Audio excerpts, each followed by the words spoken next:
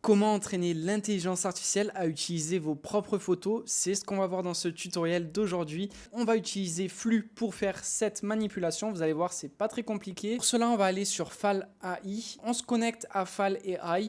On envoie des crédits directement sur le compte. Cet entraînement, il va coûter seulement 5 $, donc c'est vraiment à la portée de tout le monde. On appuie une fois sur mode galerie ici et enfin on arrive sur Train Flux LoRa. En cliquant dessus, on voit qu'il faut qu'on importe nos images. Donc moi j'ai déjà préparé quelques photos, il en faut une dizaine, là j'en ai une trentaine je crois. Plus il y en a, mieux c'est. Donc bon voilà, moi j'ai mis un petit peu tout ce que j'avais. Et on va commencer à travailler dessus. Donc là, on voit que c'est des photos qui ont été importées de mon téléphone. On voit que l'extension, c'est HEIC. Donc ça, c'est pas bon. Il va me falloir que des photos en JPG ou en PNG.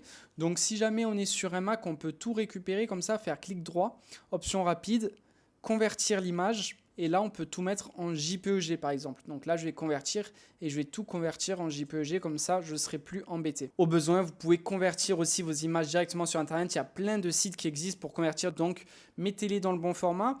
La deuxième chose qu'il va falloir faire, ça va être de renommer les images pour définir le modèle.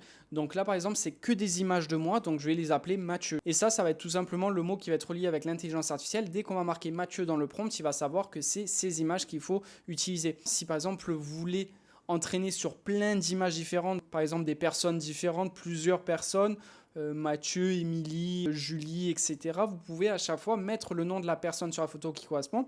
Et pareil, si vous entraînez l'intelligence artificielle avec des objets, vous mettez tout simplement le nom de l'objet. Comme ça, il va y avoir une concordance entre le nom de l'image et ce qui a affiché sur l'image pour que l'intelligence artificielle sache comment travailler. Donc pour faire ça, moi je vais faire clic droit, je vais faire renommer. Ici, je me mets en formaté. Là, je vais mettre tout simplement Mathieu. Et après, je vais faire une numérotation toute simple. Allez, j'appuie sur renommer. Voilà, là, j'ai toutes mes images qui sont bien renommées. Donc, on est bon. Là, la dernière étape qu'il va falloir que je fasse, c'est tout simplement créer un fichier zip pour que ça soit plus simple. Et je pourrais les envoyer les unes après les autres. Mais on va pas s'embêter, on va faire un fichier zip. Donc, clic droit, compresser. Et voilà, là, j'ai mon fichier zip. Et maintenant, je peux l'utiliser et l'envoyer dans Fal AI pour entraîner l'intelligence artificielle. Donc si on revient ici sur l'interface de Fal AI, là je vais tout simplement faire pick a zip et je vais bien lier avec le zip que je viens de créer. J'appuie sur ouvrir. Chose importante, ici vous allez venir dans Additional Setting et là il n'y a qu'un seul truc qui va nous intéresser, c'est le trigger word. Donc c'est tout simplement le mot qui va déclencher le fait d'appeler ce modèle. Donc là pour le coup mon trigger word ça sera Mathieu tout simplement. On peut laisser comme ça et on peut appuyer sur start. Ici ça va prendre pas mal de temps, peut-être 20-30 minutes pour avoir le modèle de près. On le voit ici qu'il est en progress, donc ça veut dire qu'il est en train de travailler, de créer le modèle et on se retrouve directement une fois qu'il a finalisé cette tâche. Allez, ça y est, au bout de 27 minutes, on voit que c'est marqué complete et on va pouvoir utiliser notre modèle. Donc je suis super excité de tester ça.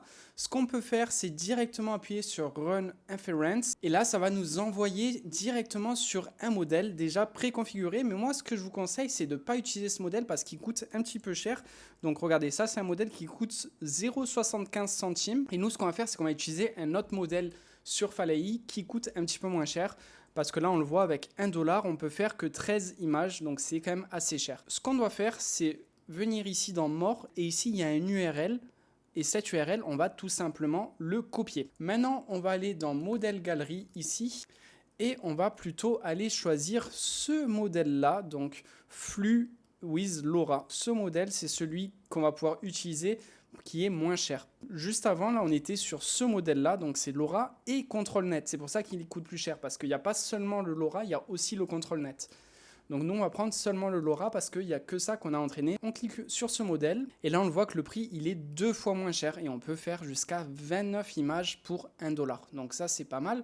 Du coup, la marche à suivre, c'est d'appuyer sur More ici, puis sur Add Item, ici dans le LoRa. Et ici, on va tout simplement coller l'URL qu'on vient de copier juste précédemment. Donc là, on est bon. Et maintenant, on peut commencer à prompter. Je vais juste demander par exemple une photo de Mathieu. Donc Mathieu, on se rappelle, c'est le mot-clé déclencheur qu'on avait rentré au préalable. Et on va lancer. Et voilà le résultat. Bon, il m'a un petit peu vieilli, j'ai l'impression quand même. Mais en tout cas, ça a fonctionné, donc c'est ça qui nous intéresse. Ici, on peut jouer un petit peu avec la guidance scale, on peut mettre un petit peu moins fort si on souhaite avoir des images un petit peu plus réalistes. Donc on va faire un deuxième essai, et voilà. Alors c'est quand même assez bluffant, ça marche quand même assez bien. Là, j'ai fait un nouveau prompt, tout simplement, je me suis mis en Spider-Man, donc on va voir le rendu. Non mais en vrai c'est quand même assez bluffant. Dommage qu'il y a ce petit problème avec les lunettes, mais sinon bah, ça marchait bien. C'était Spider-Man Wish du carnaval, mais bon, à part ça, bah, c'est moi quoi, hein, qu'est-ce que vous voulez. Allez vas-y, je vais relancer, voir ce qu'il fait. Ok, là c'est déjà un petit peu mieux. Franchement, c'est assez bluffant, ça marche super bien. Donc amusez-vous avec ça. Dites-moi ce que vous en pensez de ce nouveau modèle qu'on peut entraîner directement sur vos photos. C'est très intéressant. C'était une fonctionnalité qui était beaucoup demandée et qui est enfin utilisable et vraiment de manière qualitative. Donc ça, c'est vraiment cool. Dites-moi en commentaire si c'est une méthode qui vous intéresse et on se retrouve dans une prochaine vidéo. Allez, ciao ciao.